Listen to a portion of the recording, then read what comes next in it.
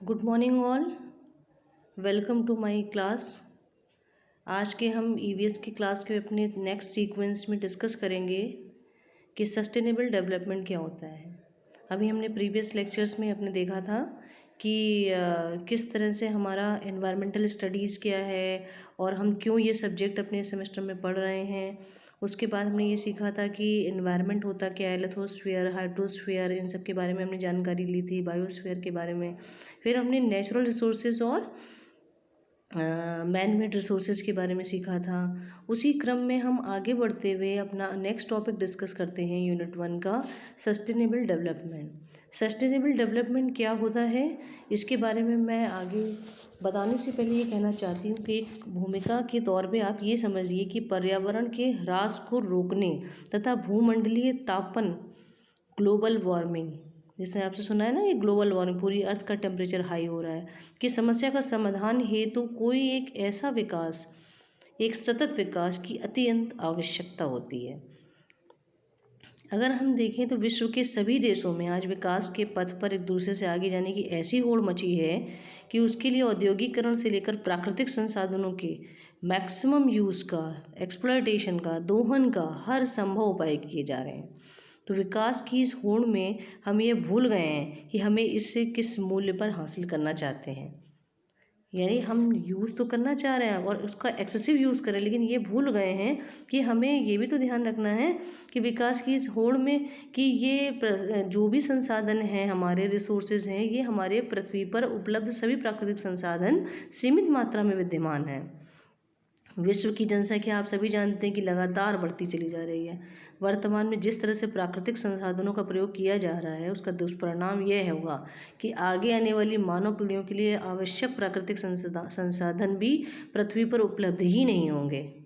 इस तरह से पर्यावरण के विशेषज्ञ लोग और वैज्ञानिकों ने इस समस्या को हल निकालना अत्यंत आवश्यक बता रखा है कि अगर हमें विकास करना है, ठीक है, लेकिन क्या हम उन विकास को करते समय इन चीज़ों का ध्यान रख रहे हैं। एक होड़ तो नहीं मची हुई है कि बस यूज़ करते जाओ चीज़ों को। तो उन्हीं चीज़ों पर फोकस करने के लिए सस्टेनेबल डेवलपमेंट की बात आती है। तो अगर आप देखें तो मेरी पहली स्लाइड में क्या बता रहा है कि व्हाट इज़ नेचुरल रिसोर्स। यानी पहले तो ये हमें पता होना चाहिए कि नेचुरल रिसोर्स होते क्या हैं, जिसको कि हम प्रीवियस क्लास में अपना ऑलरेडी हम डिस्कस कर चुके हैं।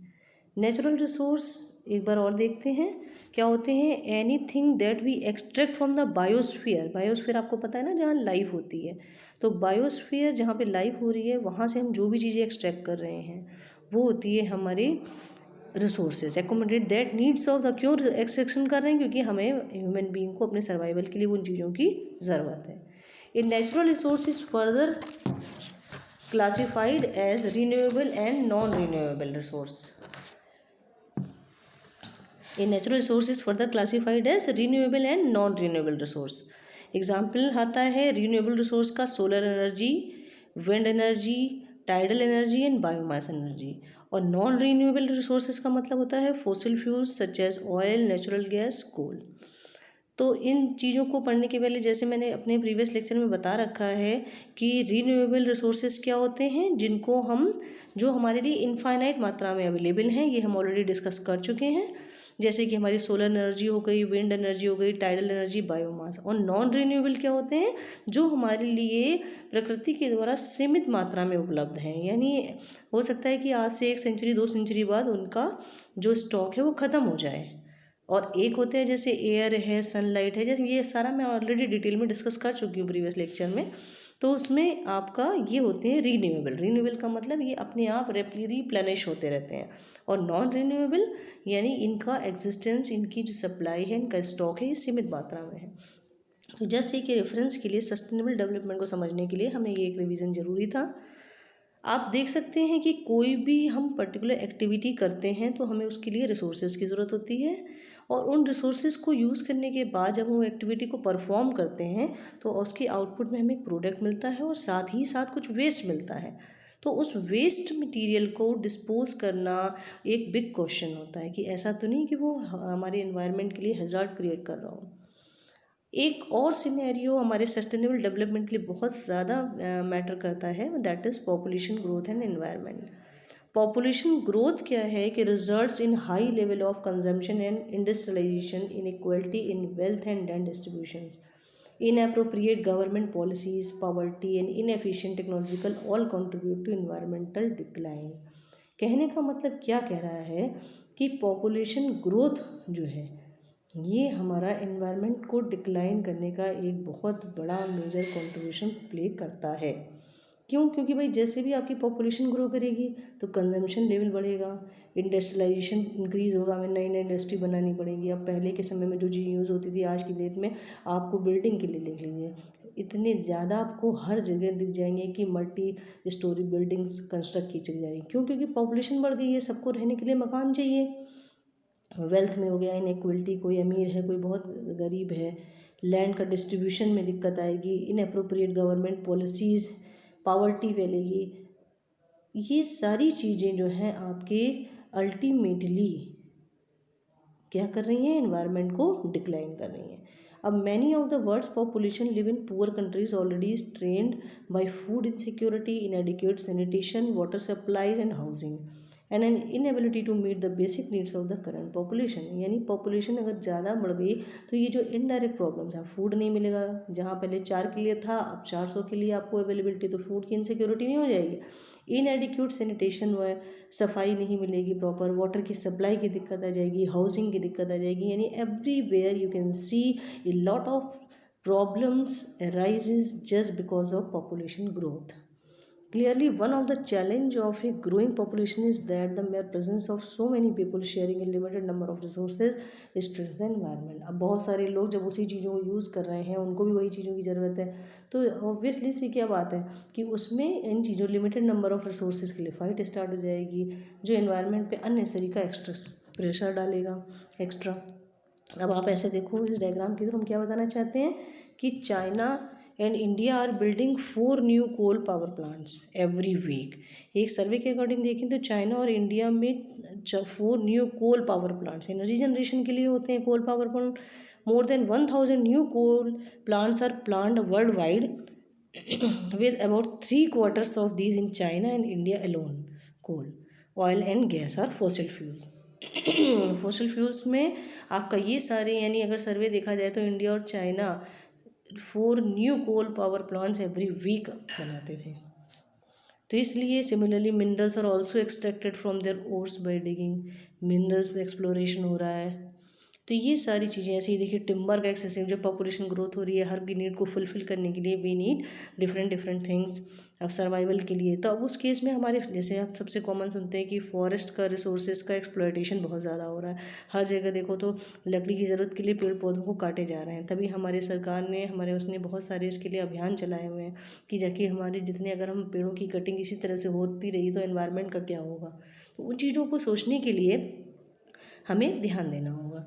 ऐसे ही एक क्वेश्चन ये देखिए कि अगर आप मान लीजिए कि व्हाट डू यू थिंक, हम समुद्र के पानी से what do you think will be the impact of this type of fishing. यानी केवल इस तरह से एक्सेसिव फिशिंग देख रहे हैं इस डायग्राम में आप कि किस तरह से रिसोर्सेज हमें पता है कि अगर वहाँ से अवेलेबिलिटी है फिश की तो वो फिशिंग इन्होंने ताकि उससे कारोबार हो, वो यूज़ में लाएँ, फूड प्रोडक्शन इंक्रीज़ हो, तो वो एक्सेसिव मात्रा में उन चीज़ों का एक्सट्रैक्शन करे जा रहे हैं।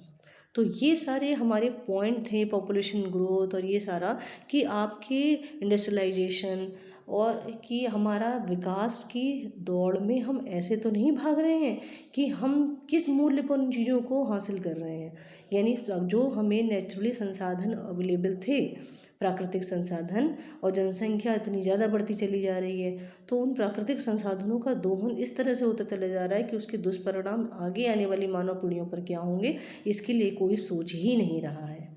तो इस दिशा को अग्रसर करने के लिए इस निष्कर्ष से हम ये कह सकते हैं कि सतत विकास एक ऐसी सतत प्रक्रिया है जिसमें वर्तमान आवश्यकताओं को पूर्ण करने हेतु संसाधनों का उपयोग करते समय इस बात का विशेष ध्यान रखा जाता है कि भावी पीढ़ी की आवश्यकता में कदापि भी कटौती ना हो। समझ रहे हैं? यानी इस चीज़ को हम टेक्निकली और देखना चाहें तो क्या कह रहा है, development means making life better. Obviously हम लाइफ अच्छी करने के लिए डेवलपमेंट कर रहे हैं, but to have a better standard of living and improve quality of life, सही बात चाहते हैं। तो सस्टेनेबल डेवलपमेंट क्या कह रहा है, what we do today creates tomorrow. जो हम आज कर रहे हैं उससे हमारा भविष्य बनेगा। यानी sustainable development means making sure that the things we do, यानी जो चीज़ें हम आज कर रहे हैं, द गुड्स वी बाय, जो सामान हम आज खरीद रहे हैं, the lifestyle we have today, और जिस तरीके की जीवन शैली हम आज अपना रहे हैं, will not harm the environment for us, वो ऐसा ना हो कि हमारी आगे आने वाली पीढ़ियों के लिए, एनवायरनमेंट के लिए कुछ हार्म कर सके, for people in other places and for generation, यानी फ्यूचर जनरेशन। तो कुल मिला के सस्टेनेबल डेवलपमेंट को मोटे तौर पे आप ऐसे समझिए कि ऐसा विकास जिसमें वर्तमान की आवश्यकताओं की आपूर्ति भी हो रही है और भविष्य में आने वाली पीढ़ियां भी अपनी सभी आवश्यकताओं की आपूर्ति कर सकें। इस दिशा में जैसा भी विकास किया जाएगा वही एक्सेप्टेबल होगा, वही सस्टेनेबल डेवलपमेंट होगा। सस्टेन का मतलब कायम रहने वाला, यानी वर्तमान की आवश्यकताओं की आपूर्ति भी हो जाए और भविष्य में आने वाली पीढ़ियां भी अपनी सभी आवश्यकताओं की आपूर्ति कर सकें और हमारा एनवायरनमेंट भी एक अच्छा एनवायरनमेंट बना रहे। तो इस तरीके के विकास को हम बोलते हैं सतत विकास। और एक डेफिनेशन देखते हैं सस्टेनेबल डेवलपमेंट की, क्या कहता है। Sustainable development is development that meets the needs of the present without compromising the ability of future generations to meet their own needs। वही बात जो मैंने अभी कही।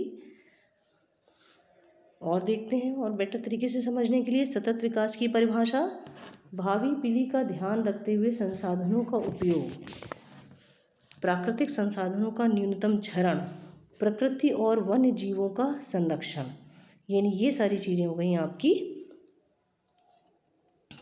सतत विकास। अब आ गया इन्वायरमेंटल सस्टेनेबिलिटी।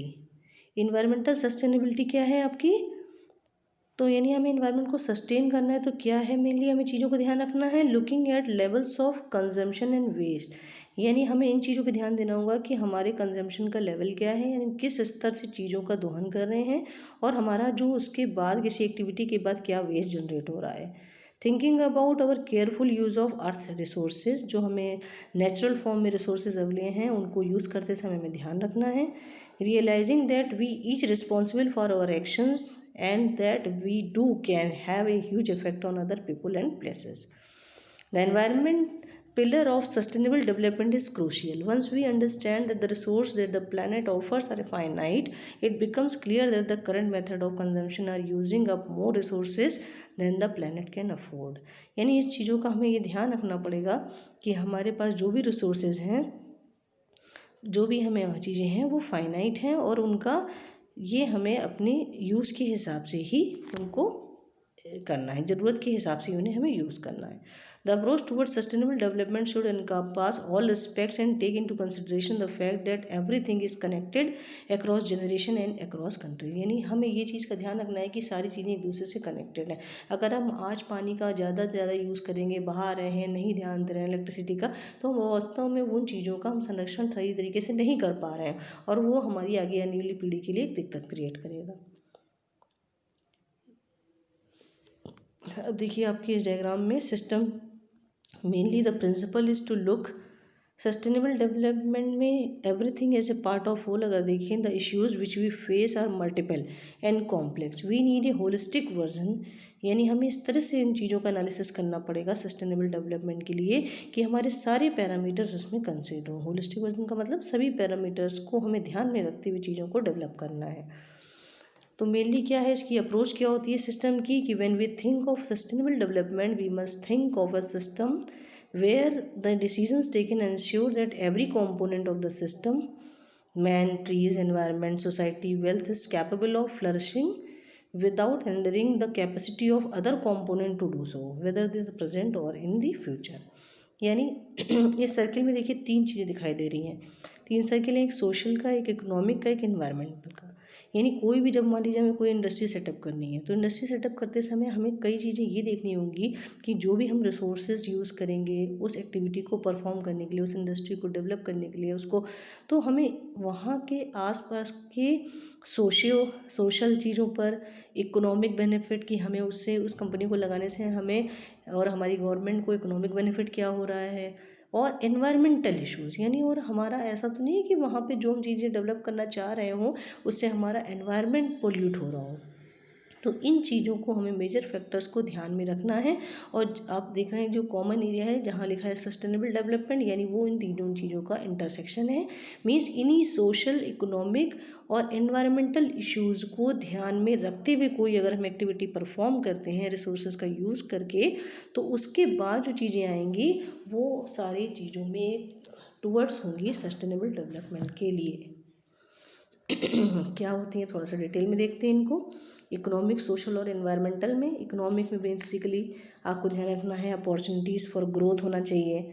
उसके बाद जीडीपी हमारे बेनिफिट होनी चाहिए, उससे सिस्टम स्टेबिलिटी होनी चाहिए, वो जॉब्स, ग्रीन जॉब्स प्रोवाइड करे, prevention of practices with misuse resources का नहीं होना चाहिए, हार्मफुल एक्सटर्नलिटीज़ के बारे में कंट्रोलिंग होनी चाहिए। ये हो गई इकोनॉमिक बेनिफिट। सोशल बेनिफिट में क्या है कि भाई हमने कोई उसमें खोली है, कोई एक्टिविटी करी है, इंडस्ट्री खोली है डेवलपमेंट के लिए, तो उसमें हमें ये ध्यान रखना पड़ेगा कि participation and inclusion of everyone होना चाहिए, सभी लोग पार्टिसिपेट करें। इरेडिकेशन ऑफ पॉवर्टी हो, उससे भाई लोग गरीबी जो है उसको काफ़ी हद तक उसको दूर करने में सफलता मिले। फूड सिक्योरिटी हो, इक्विटेबल डिस्ट्रीब्यूशन ऑफ रिसोर्सेज हो, बेटर लाइफ चांसेस हो। ये सारी हो गई सोशल चीज़ें। और एनवायरमेंटल में ऑब्वियसली प्रोटेक्शन ऑफ इकोसिस्टम हो, हमारा जो भी बायोटिक और एबायोटिक का इंटरेक्शन है, एनवायरनमेंट है, इकोलॉजी, इकोसिस्टम है, ये सारी चीज़ें, क्वालिटी ऑफ एयर है, लैंड है, वाटर है, इन सब चीज़ों का हमें ध्यान रखना चाहिए कि ऐसा नहीं हो कि इंडस्ट्री तो खड़ी कर दी और लेकिन हमारे पास उसमें इतना वाटर पोल्यूशन हो रहा है, इतना एयर पोल्यूशन इंक्रीज़ हो रहा है, तो और जिससे हमारा पूरा एनवायरनमेंट पोल्यूट हो रहा है। तो इन चीज़ों का भी ध्यान रखना बहुत ज़्यादा ज़रूरी है, इसलिए सस्टेनेबल डेवलपमेंट के लिए। क्यों? क्योंकि sustainable development in 3 major system approach के संग काम करता है, जहाँ पे इकोनॉमिक, सोशल और एनवायरमेंटल इश्यूज़ को ध्यान में रखते हुए ही डेवलपमेंट किया जाता है। अब आ जाते हैं what many conflicting views of sustainable development believe that it is actually anti-growth and anti-wealth. On the contrary, sustainable development is about balance and a holistic approach to development. This means that some things need to be preserved and sustained while others should be given the incentive to be developed. यानी क्या हमें ये ध्यान रखना है कि development करते समय अब हम ये सोचें कि ऐसा तो है नहीं कि बस हम अपनी प्रेजेंट नीड को ही ध्यान रखें या हम सब बाकियों की सोचने लग जाएंगे तो हमारे आप प्रेजेंट नीड का क्या होगा। तो इन दोनों के बीच में हमें बैलेंस बनाते हुए देखना है कि क्या चीज़ को हमें सस्टेन करना है और क्या चीज़ को डेवलप करना है। अब जैसे क्या है सस्टेन, हमें कि सस्टेन का मतलब कायम रखना है आगे आने वाली पीढ़ी को ध्यान में रखते हुए। पीपल एंड कल्चर, ठीक है, नेचुरल रिसोर्सेज, जो नेचुरल रिसोर्सेज हमें मिल रहे हैं, सनलाइट है, एयर है, ये सारी वाटर है, इन सारी चीज़ों को हमें सस्टेन रखना है। बायोडाइवर्सिटी है, एनवायरनमेंट एंड इकोसिस्टम है। उसी तरह से हमें डेवलपमेंट किस चीज़ पे फोकस करना है, क्वालिटी ऑफ लाइफ पे। ऐसा नहीं कि जो इससे पहले रहते चले आ रहे वैसे ही अभी रहें। Justice and social equality, equal opportunity, institutions, culture of sustainability, fair income, dialogue and communication, यानी इन चीज़ों पे मेनली क्वालिटी ऑफ लाइफ को इम्प्रूव करने पे फोकस हमें करना है। इसी से मिलती जुलती आज की डेट में एक नेक्सस अप्रोच भी आई। नेक्सस अप्रोच कहता है कि the term nexus was introduced for the first time during the 1980s, notably in a project by the UN University. The nexus perspective sustainable development के केस में क्या बताना चाह रहा है कि emphasizes the interrelatedness and interdependencies of these environmental resources and their transitions and fluxes across spatial scales and between compartments. Means कहने का क्या मतलब है कि नेक्सस एक अप्रोच फॉलो करता है जिसमें वो बता रहा है कि instead of just looking at individual component, the functioning, productivity and management of a complex system is taken into consideration.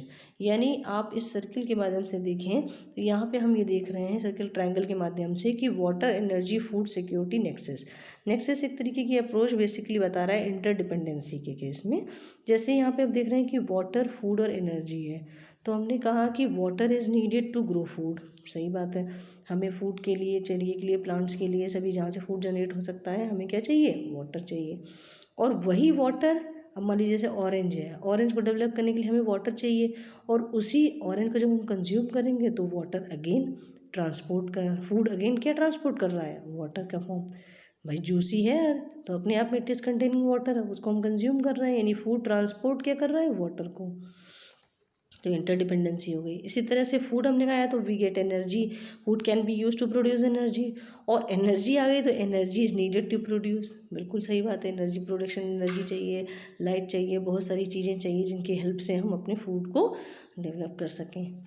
आप इसी तरह से देखिए वाटर, अब वाटर एनर्जी है तो एनर्जी के लिए water is needed to generate energy, सही बात है। हम और उसके बाद energy is needed to supply water. अब हमें घर में मोटर चलानी है, कुछ जलानी, तो हम कह देते हैं इलेक्ट्रिसिटी ऑन कर दो, तो हमारा हो जाएगा। यानी सबकी इंटरडिपेंडेंसी आपस में बनी हुई है। तो नेक्सस अप्रोच ये कहती है कि जब हम चीज़ें एक दूसरे को डिपेंडेंसी बनी रहेगी तो उसी हिसाब से डेवलपमेंट करो, कि जैसे आज ये है, ये उस पर निर्भर है, तो हमारा डेवलपमेंट उसको ध्यान में रख के होना चाहिए। The water, energy and food security nexus means that the three sectors, water security, energy security and food security, are inextricably linked, and the action in one area more often than not have impacts in one or both of the others. Water security is defined in the Millennium Development access to safe drinking water security क्या बता रहा है कि हमें safe drinking water मिले, sanitation मिले, both of which have recently become a human right. ये हमारा ह्यूमन राइट हो गया कि हमें साफ पानी हमें उपलब्ध हो। while not part of most water security definitions yet, availability and access to water for other human and ecosystem uses is also very important from a nexus perspective. Energy security चाहिए, energy access to clean, reliable and affordable energy सभी को चाहिए। Food security, food and agriculture organization, availability and access to sufficient safe and nutritious food to meet the dietary needs and food preferences for an active and healthy life. एक healthy और active life के लिए हमें nutritious food की availability भी होनी चाहिए।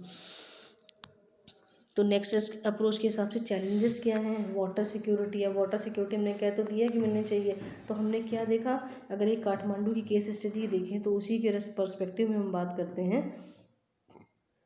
कि growing water demand, agriculture, energy industry, human and live stock, uneven endowment of water sources, almost 90% water is consume by the agriculture sector. अब हमें चाहिए तो वाटर सिक्योरिटी सबको देखना है, लेकिन 90% water is consume by the agriculture sector.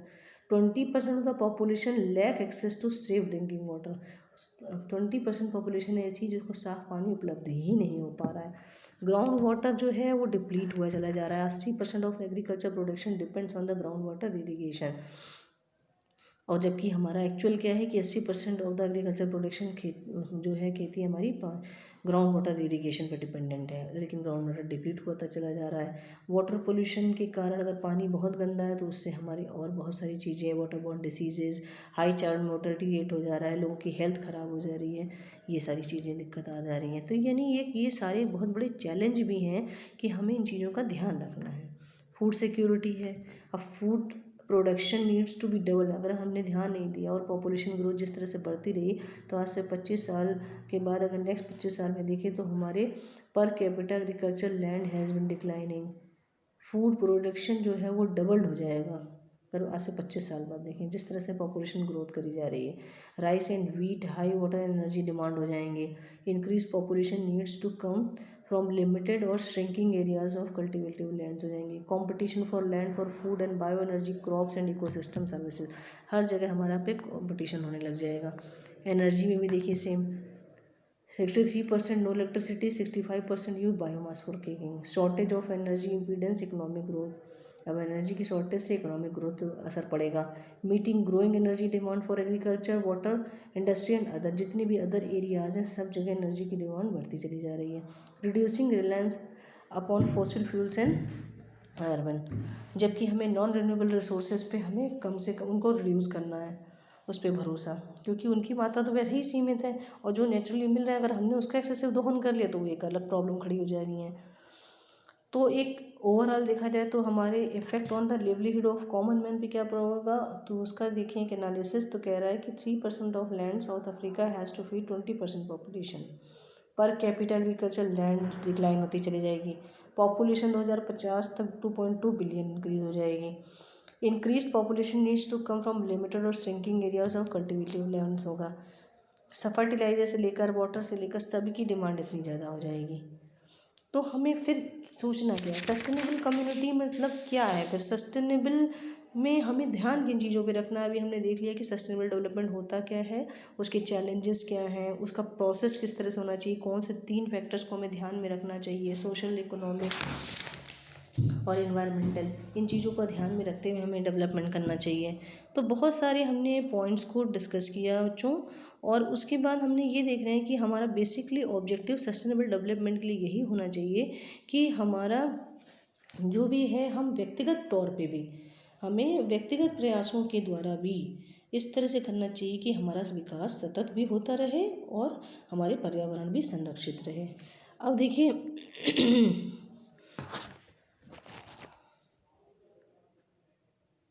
पर्यावरण भी संरक्षित रहे, जैसे हम छोटे छोटे उपाय करके हम इन चीज़ों को कंट्रोल कर सकते हैं। इसमें मेन आता है रिड्यूस, रीयूज़ और रिसाइकिल। यानी अगर हम कंजम्पशंस को कम कर दें, चीज़ों को रीयूज़ करना सीख जाएं, रिसाइकलिंग करना लग जाएं, तो काफ़ी हद तक हम अपने एनवायरनमेंट को संरक्षित कर सकते हैं। जैसे कि छोटे छोटे एग्जांपल देखें कि हम अपने घरों में बल्ब के स्थान पर CFL और LED का प्रयोग कर लें, जो हमारे पास बैटरियाँ हैं वो पुनः रिचार्ज वाली लगा लें। उसी तरह से हम हर जगह ऐसा ना हो कि कार और वो लेके चल दें, इसकी जगह हम बाइसाइकिल का प्रयोग करें। फूड में भी ऐसे ही देख लें कि कोई ज़रूरी नहीं है, हमारे पास जो और अदर फॉर्म में गोबर होती है, गोबर गैस है, या हरी खाद की फसलों को उगाने में प्रयोग किया जाता है, केमिकल्स को कम से कम प्रयोग करें। उसी तरह से वो जो जल है उसका भी हम किफ़ायत से खर्च करें। ऐसा नहीं है कि पानी बह रहा है, बिल्कुल कोई मतलब ही नहीं है, स्नान करते समय हमने नल खोल दिया और कोई नहीं, पानी बह रहा है, उस चीज़ का ध्यान रखें। उसी तरह से हमें बर्तन धोने के समय भी जो डेली यूज़ की छोटी छोटी जगह ऐसी चीज़ें हैं जहाँ हम अपने ऐसे व्यक्तिगत प्रयासों के थ्रू अपने सस्टेनेबल डेवलपमेंट के लिए अपना योगदान दे सकते हैं। इसी तरह से जैसे हम कपड़े खरीदने जाएँ तो ऐसे लें कि जिनको ऐसा ना हो कि बिल्कुल ही बार बार हमें धोना ही पड़ जाए। ये देख लें कि हम जो समाचार पत्र, अखबार, मैगजीन, केन, बॉटल, गिलास आदि का प्रयोग कर रहे हैं वो सारे हमारे दोबारा उपयोग हो सकें, है ना। ये सारी चीज़ों को हमें ध्यान रखना चाहिए। खुले स्थानों तथा मैदानों की रक्षा करें, वृक्षारोपण करें, जो भी हमारे ऐसी रेफ्रिजरेटर से गैसेस आ रही हैं उनके उत्सर्जन पर रोक लगाएं, कूड़े कचरे को इधर उधर ना फेंकें। तो ये बहुत सारी ऐसी छोटी छोटी बातें हैं जिनके द्वारा हम एक सस्टेनेबल डेवलपमेंट अपनी आगे आने वाली पीढ़ियों के लिए और अपने वर्तमान यूज़ के लिए भी और साथ ही साथ पर्यावरण को संरक्षित करते हुए डेवलपमेंट की ओर अग्रसर हो सकते हैं।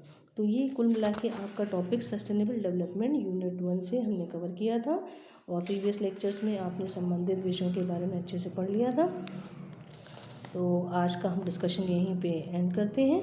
बाकी कोई क्वेरी होगी तो हम अपनी लाइव क्लासेस में उनको ऑलरेडी डिस्कस करते हैं। ऐसा कि थैंक यू बेटा, थैंक यू ऑल।